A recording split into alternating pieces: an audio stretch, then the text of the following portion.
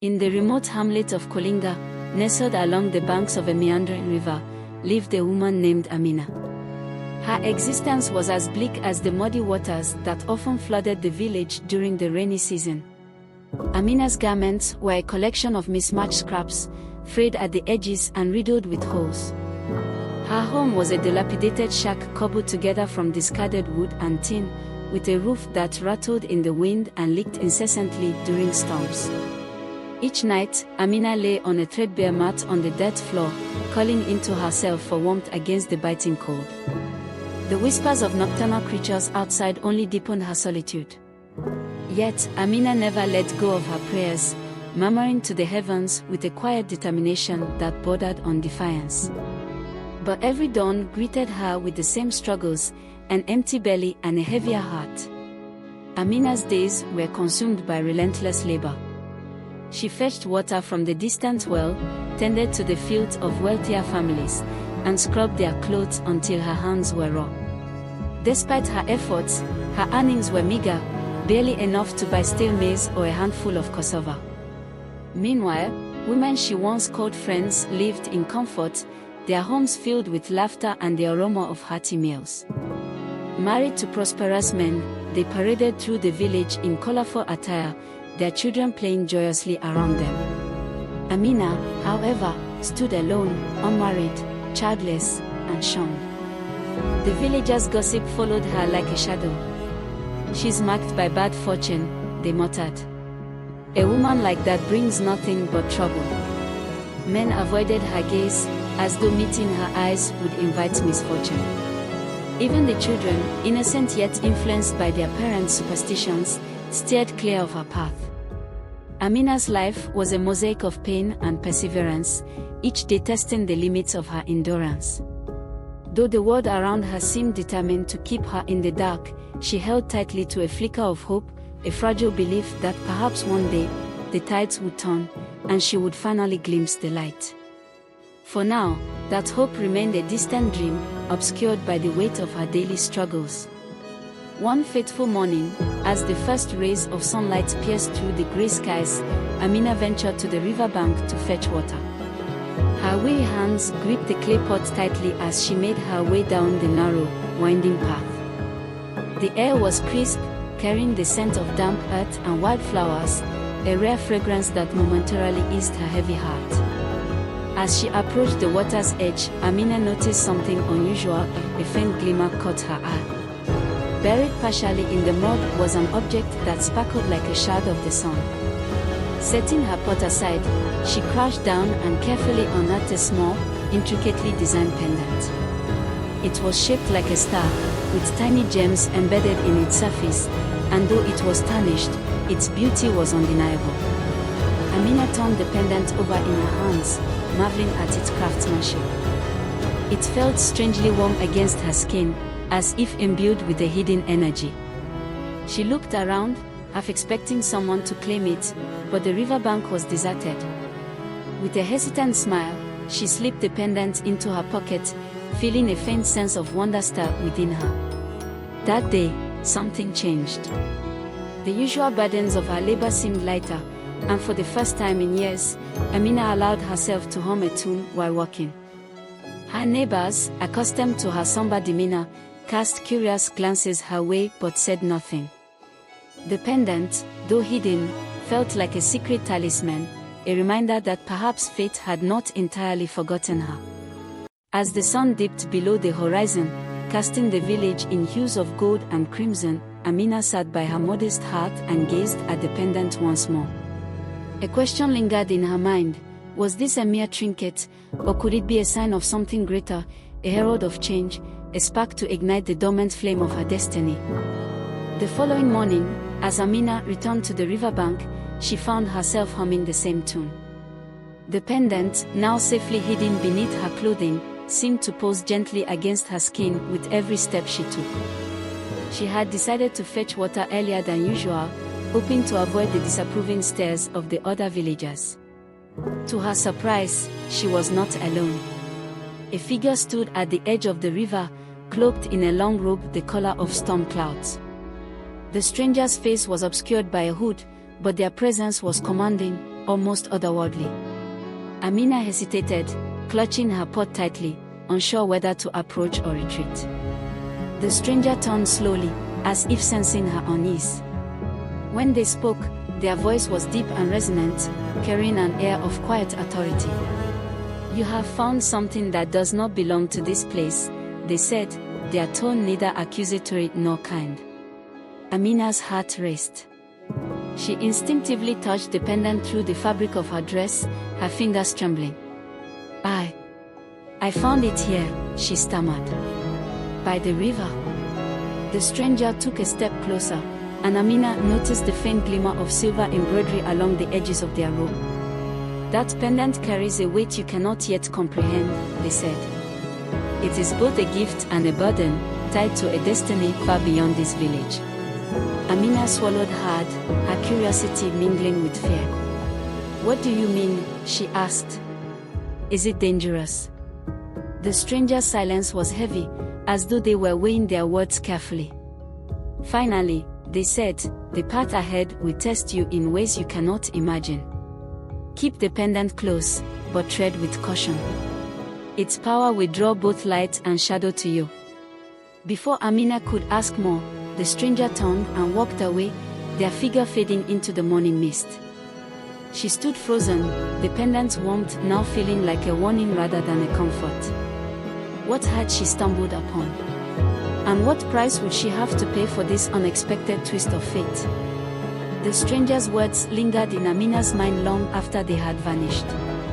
As she carried her pot of water back to the village, every sound seemed sharper, every shadow more pronounced.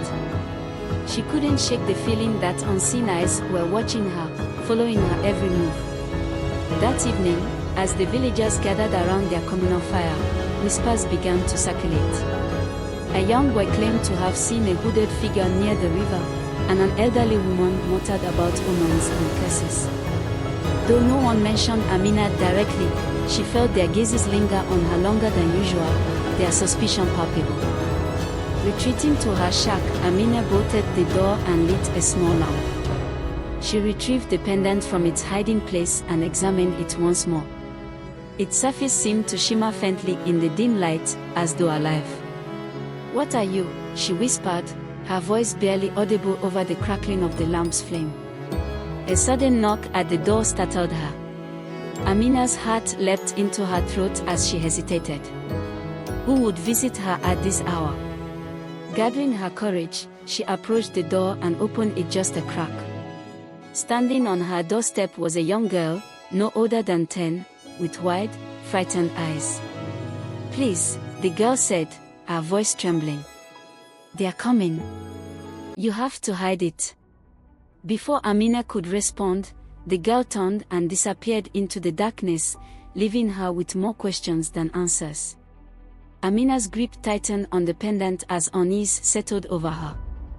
The village was changing, and she was at the center of it. But who were they, and what did they want? The answers, she feared, would come sooner than she was ready for.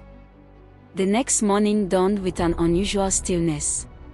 Amina stepped outside her shack and scanned the village, but something was amiss. The usual sounds of children's laughter and animal stirring were replaced by an unsettling quiet. The air felt heavy, as if brimming with anticipation for an impending storm. As Amina made her way to the well, villagers stood in clusters, speaking in hushed tones. Their wary glances followed her, but no one approached. She could hear snippets of conversation, fragments of fear and suspicion. "They say it's cursed. A hooded stranger. Brought bad luck."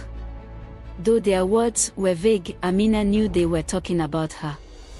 The pendant, now tucked safely beneath her clothes, felt heavier than ever. Each step she took seemed to echo with foreboding. At the well, she encountered an elder named Jumo, known for his wisdom and calm demeanor.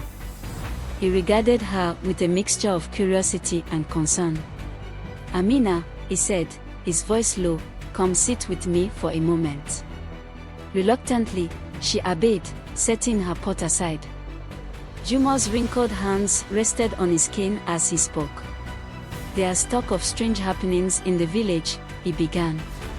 Some say it started when you found something by the river. Amina stiffened but said nothing. Jumo's keen eyes searched her face. I've lived long enough to know when fear takes hold, it blinds people. If you carry a burden, child, you must be careful. Fear and ignorance are dangerous foes. Her lips trembled as she replied, I didn't ask for any of this.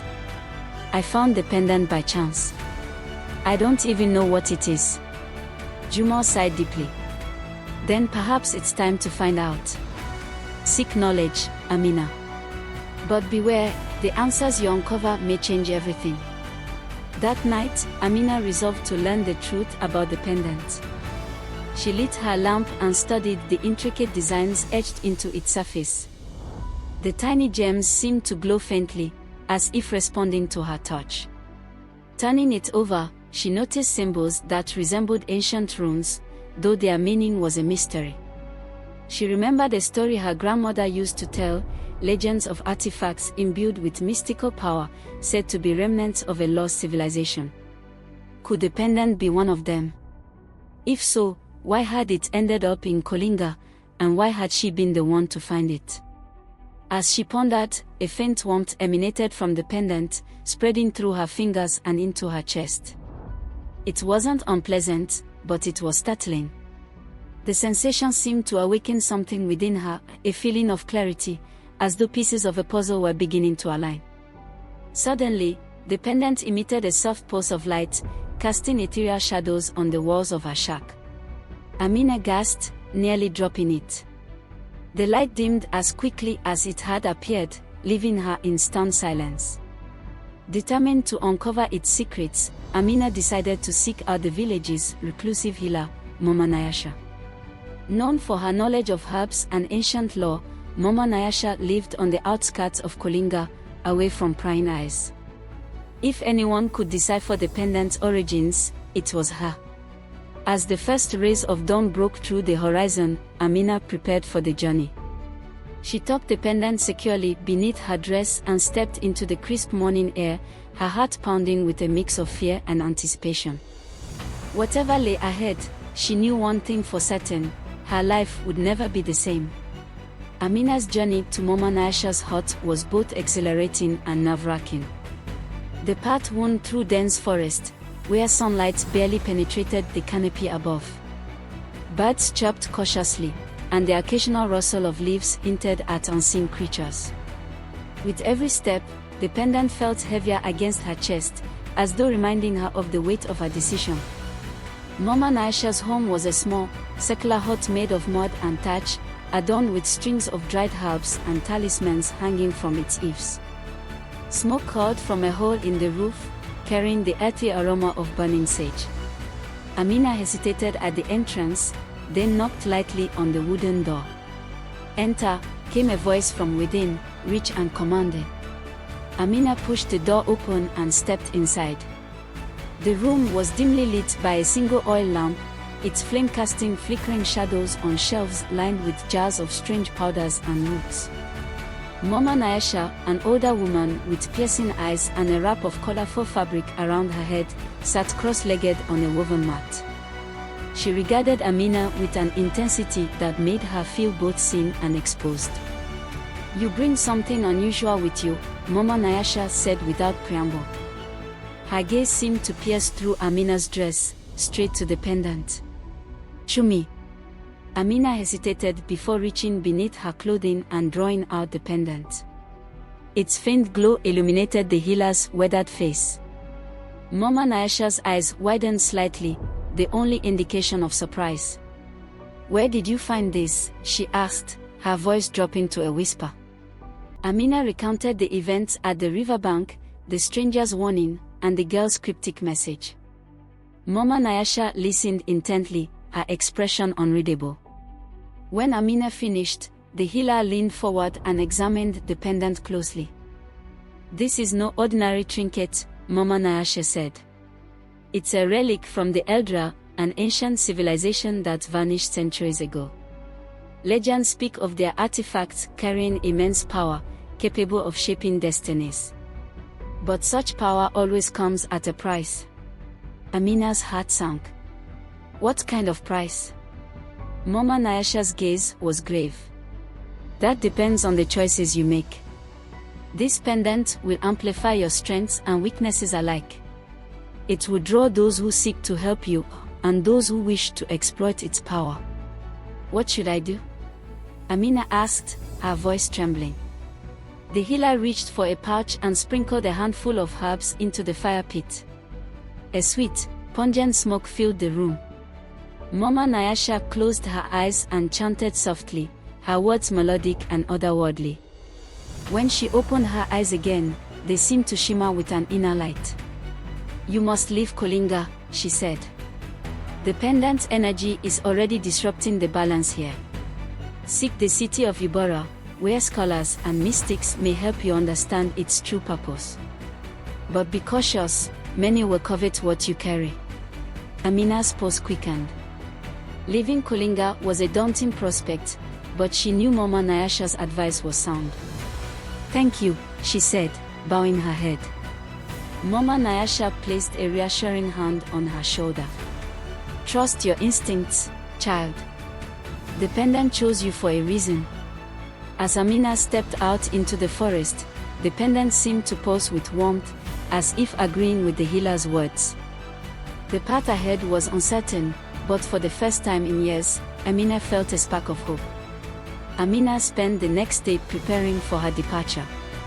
She gathered her meager belongings, a worn shawl, a clay flask for water, and a small pouch of coins she had saved over the years. The thought of leaving Kulinga filled her with a mixture of excitement and dread. It had been her home, despite its hardships, and stepping into the unknown felt like severing a tether to her past. Word of her impending journey spread quickly through the village. Some whispered that she was running away, while others speculated about a curse driving her out. Only Juma approached her, his eyes filled with concern. Are you sure about this, Amina? He asked. The world beyond Kulinga is vast and unforgiving. She nodded, her resolve firm. I need answers, Juma. Staying here will only bring more trouble. He sighed and pressed a small bundle into her hands. Take this. It's dried meat and millet cakes. You'll need your strength. Tears welled in Amina's eyes. Thank you, she whispered, touched by his kindness. At dawn, Amina set out on the dirt road leading away from Kulinga. The pendant's weight against her chest was a constant reminder of her purpose. She walked for hours, the landscape shifting from dense forest to open plains. The sun climbed higher, and the heat pressed down on her, but she pushed forward, driven by an inner determination. As evening approached, she reached a small trading post where travelers rested and exchanged goods. The scent of roasted meat and the murmur of voices filled the air. Amina approached a fire where a group of merchants sat, hoping to gather information about Ubarra. One of the men, a stout trader with a friendly demeanor, gestured for her to join them. You're heading to Ubarra? He asked after she inquired. She nodded. Do you know the way? He chuckled. It's a long journey, but stick to the main road, and you'll reach it in about 2 weeks. Watch out for bandits, though. They've been active lately. Amina's stomach tightened. She had no weapon and little experience defending herself. Sensing her unease, the trader added, travel with others if you can. There's safety in numbers. As the night deepened, Amina lay on the ground beneath a star-filled sky, her shawl wrapped tightly around her. The pendant's faint glow seemed to merge with the starlight, a silent promise of the journey ahead. Though the road would be fraught with challenges, Amina felt a newfound determination. For the first time, she dared to believe that her fate might be more than just a series of misfortunes, it could be something extraordinary. The journey to Ubarra proved as challenging as the trader had warned. On the third day, Amina joined a caravan of merchants traveling in the same direction. They welcomed her warmly, intrigued by her quiet strength and the mysterious pendant she kept hidden beneath her shawl. The caravan provided a sense of security, but Amina remained vigilant, always aware of the weight of her secret. One evening, as they camped near a grove of acacia trees, an elder merchant named Malek shared tales of his travels. His stories of bustling cities, vast deserts, and treacherous mountain passes painted a vivid picture of the world beyond Kulinga. But the road to Ubarra, Malek said, his voice lowering, is fraught with danger. Bandits, yes, but also whispers of something darker. Amina's curiosity piqued. Darker? Malek hesitated, glancing around the campfire. There are rumors of shadowy figures, creatures of the night that prey on lone travelers.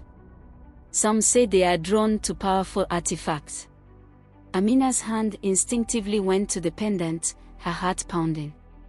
Could the relic she carried be attracting more than just human interest? The night passed uneventfully, but Malek's words lingered in Amina's mind. The following day, the caravan encountered a group of weary travelers who spoke of a recent attack. Bandits had ambushed them on the road ahead, taking their goods and leaving several injured.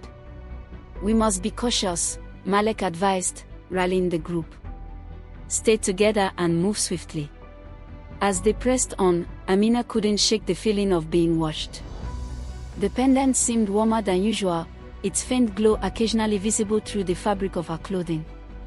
She hoped the light was hidden from prying eyes, but the growing tension among the travelers suggested that danger was closer than they realized. The caravan's progress slowed as they reached the foothills of a vast mountain range. The terrain grew rugged, and the air turned cool. Amina's legs ached from days of walking, but she pressed on, determined to reach Ubarra and uncover the pendant's secrets. One afternoon, as they climbed a narrow trail, a shout rang out from the rear of the caravan. A group of masked bandits emerged from the shadows, brandishing crude weapons. Panic erupted among the travelers. Malek stepped forward, attempting to negotiate, but the bandits showed no interest in peace. Amina's heart raced as she clutched the pendant beneath her shawl. The glow intensified, as if responding to the danger. Before she could think, a surge of energy coursed through her body. She felt an inexplicable strength and clarity, her fear replaced by a strange calm. With a sudden burst of courage, Amina stepped forward. "Leave us," she commanded, her voice ringing with authority. The bandits hesitated, their leader narrowing his eyes at her. "And who are you to give orders?" he sneered. Amina held her ground, the pendant's light now visible through her clothing. "You don't want to find out." The leader's gaze flicked to the glowing pendant, and a flicker of fear crossed his face. He signaled his men to retreat. Within moments, the bandits melted into the shadows, leaving the caravan unscathed. As the travelers regrouped, Malek approached Amina, his expression a mix of awe and curiosity. "What just happened?" Amina shook her head, unsure of how to explain. I don't know." The caravan resumed its journey, the travelers whispering about the mysterious young woman who had driven off the bandits. Amina felt a growing sense of responsibility. The pendant's power was both a gift and a burden, and she knew she had to learn how to control it. The road to Ubarra was long, but her resolve burned brighter than ever.